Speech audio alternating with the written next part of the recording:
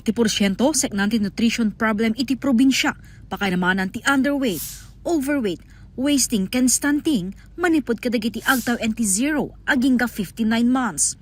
May isa nga ikikan atensyon ita ti DOH to wasting ken stunting. Kaya nasawan na di stunting, nagijay haan nga di makkel,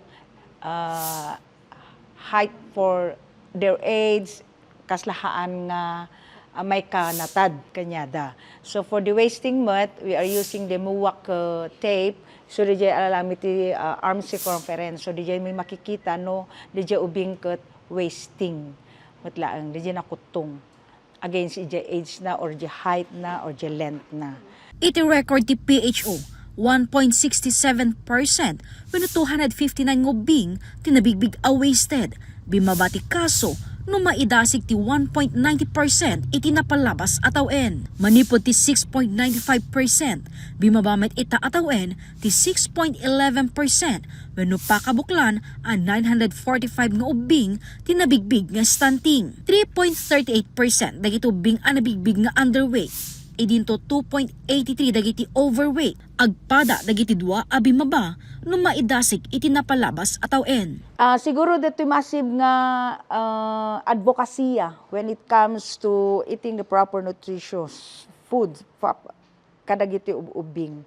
So siguro dagiti advokasya mutlaang iti tagad DepEd in partnership with DepEd and of course the SWD and yung mga taga-RHU. Numan pa'y bimaba ti porsyento seknanti nutrition problem, mabigbig anang nga tulat ti kaso ti stunting ken underweight no maibasar ti national average.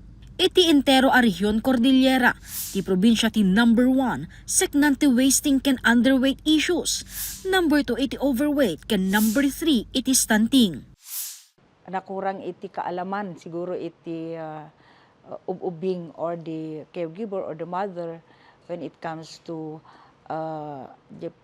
take in iti proper nutrition. Di kung panadang geographically isolated areas sa dagiti kat na wasting na.